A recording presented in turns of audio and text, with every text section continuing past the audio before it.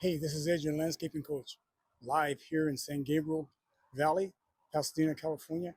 And we're looking at some Kurapia that we're going to renovate and get things together. We're going to add some new plant material, some trees, some shrubs. So the client wants to make some modifications, and there's some issues going on with the Kurapia. So let's take a look at it, figure out what we got to do next. Okay, we're here in Pasadena, California, and we have a front yard where the client had installed Kurapia by plug. He mentioned he did it like about 3 years ago, and it came in really well. And through some different situations and just changes in what he's doing from a lifestyle standpoint, time involvement, things kind of got ahead of him. So what we have is a situation where we have Kurapia that's growing pretty good in some areas. In other areas, it's not looking great at all. So we did a live stream earlier today on what we're going to do here, or some plans and what his ideology is of what he wanted to do for his front yard. And so we're going to work off of that and talk a little bit more about the details of what we're going to do here. If you notice, the Kurapia in some areas is growing really nice. It's growing really dense. They have the tendrils that's really reaching out and stretching out there. It has this nice horizontal growth. This is your pink variety or purple variety of Kurapia. And he noticed that there was some other Kurapia growing alongside this pink, and it's white. So there's two different varieties, and what you see here is the white variety, and also the native ground cover is called Lithia notifolia, and it has kind of a growing characteristic like this, where it gets pretty high and kind of rangy over a period of time. But the main thing of it mounds up pretty well, and it's pretty durable, very durable actually.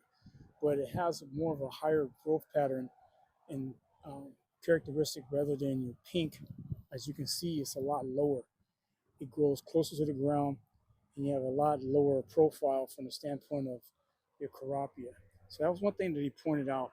But if you notice, the Kurapia is growing really nice and thick in some areas, and in some areas it's pretty thin. I had him turn on the irrigation system to check for the irrigation uniformity. And this side of the yard here is doing really well from the standpoint of the irrigation coverage and things like that. There's some minor adjustments that could be made, but for all practical purposes, the irrigation is doing pretty good over here. The last time he watered this, I think he said it was like 2 weeks ago, so it hardly has any water at all on this particular side. Over here is a whole different scenario and different picture. He said he hasn't watered this and he doesn't know how long. And also, when we turn the irrigation system on, the actual heads are mixed heads. So we have some stationary or fixed nozzles, as we call them, where they spray in one particular pattern. And up in the top, we have like a rotator type nozzle. We have a Rainbird RN rotating nozzle right here. So it's an entirely different nozzle for watering this area out here. So we have different types of nozzles going on, and also different kind of pop-ups. I know that we did a retrofit of the pop-up stems, and we changed them over to an in-stem flow regulated stem.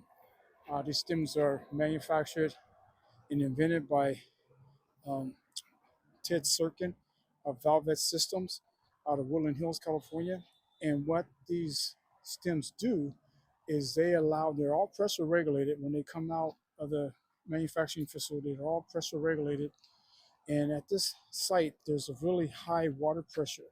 And so when these sprinklers come on over on that side closer to the car, the water comes out like mist.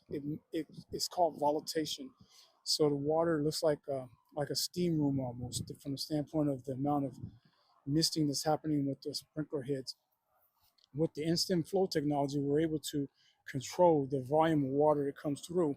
It's pressure regulated out, so that way we can be able to control um, the volume of water, but also help reduce that misting that's coming out of it too, because the water is falling in actual droplets and not falling in a mist. And plus, with those heads being stationary heads, that doesn't add too much credibility to the uniformity of this property just because there's so many different mixed heads over there. It makes it challenging. So that has to be addressed on the, I would call that the east side of the yard. On the west side of the yard, it's just coming through and making sure we have distribution uniformity, which we pretty much do. And also there's a situation of different types of weeds that are in here. So we have splurge that's going on. We have some Bermuda grasses that are coming on. We have some dandelions and stuff that's growing in there. There's a Bermuda that's went to seed. You see that one right there? It's a Bermuda. I think this is crabgrass that's growing in the middle. So there's some different weeds that are in here, and they're coming up in different sections of the yard because there's no Kurapia there to help kind of shield out any kind of weed seeds that may come in. So there's a dandelion right there that's kind of sprued up between that spot where there's no Kurapia. So we want to get this nice and uniform so that way it grows a nice thick mound to prevent any kind of weeds from coming up in here. When we get it growing thick like this, the weed seeds are not that capable of germinating and coming up. You do have some that'll come up in there, but they're easy to remove. I noticed there's a couple tree seedlings in here. This is actually a Chinese maple tree that's rooted up there, and there's another one over there. There's those trees are notorious from sending seeds out, and they're sprouting up in different places. But by being able to come through, and I suggested that we trim this down to a really low state, and then come in with some nutrients and give us some nutrients and also a soil conditioner to fortify the soil. This is pretty much sandy loam soil. We used the soil probe to probe it to find out how deep the water was getting and permeating in the soil. And it wasn't that far at all. Some places it was really hard to try to get the probe in there. So that just points out we need to get more moisture on the property, but also to give it a little bit of additional boost of a humectant so that the water will properly permeate into the soil profile. One of the questions that I got from one of the community members, a Kurapia ground cover community, ground cover enthusiast community on Facebook, she asked about the nutritional program of how often and what type of nutrients you should use. And it's a process that we utilize in order to figure out these types of things. It depends on your climate, depends on your region where you are, depends on the actual Kurapia density. It depends on your water distribution also. Once those things are figured out, then you can better um, suggest or recommend what type of nutrients we need to use, how much, and at what time of the year. The manufacturer, the patent holder of the Kurapia suggests that you use the fertilizers and nutrients sparingly so that way you don't have excessive vegetative growth going on. And they recommend like the spring and the fall. And there's other growers and they have they say like doing it 3 times a year is a good thing. Um, I have clients that we do like a quarterly program where we put it down once every 3 to 4 months. We put down certain types of nutrients in order to make sure that Kurapia stays nice and thick and healthy. I'll put a link in the description. So if you want to have information about our Kurapia cheat sheet, I'll send you that out.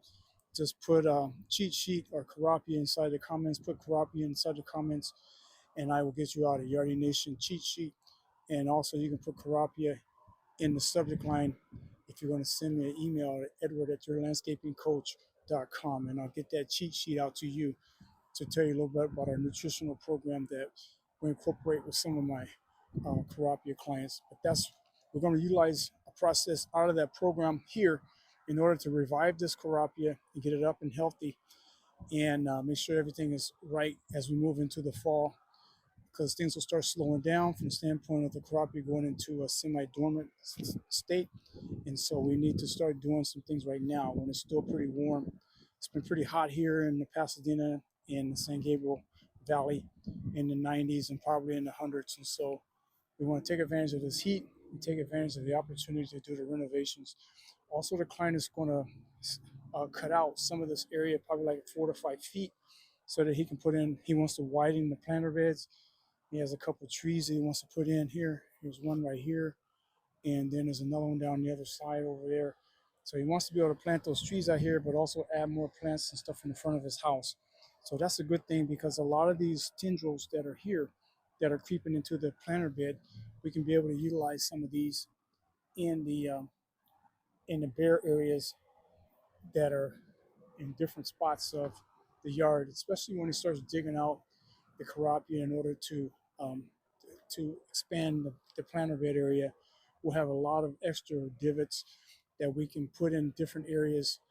Instead of throwing them away, we can transplant those in different areas that are bare right now to get a nice consistent growth or stand of Kurapia. But once we apply the nutrients, we can also get this Bermuda grass and stuff that's growing along the edges there. A lot of this Bermuda grass is coming from up under the sidewalk, because its roots, the rhizomes and stolons and whatever, are up under the sidewalk there, and they come out from the edges. And so we need to be able to kill this. We may have to use um, a herbicide that translocates down into the root system. So we may have to use Roundup or something of that sort in order to get rid of the Bermuda. There's a window of opportunity we have now to try to get rid of as much as possible. And if we happen to kill off a certain amount of Kurapia in that area, we have enough divots that we can be able to replace those areas that may be killed along with the Bermuda. But getting rid of that at this time of the day or this time of the year is very important, because when we move into the dormancy time of the year, then it's going to be pretty much impossible to get rid of the Bermuda, because it will not grow. So it's going to be more challenging to get rid of it the longer we wait and the more we're closer to the fall.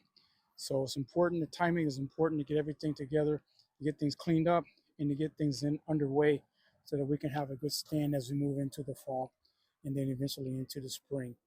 But that is the project here from the standpoint of what needs to be done and the process that's going to be done. Number one is to come through and do a cut to bring the levels down to get everything nice and even.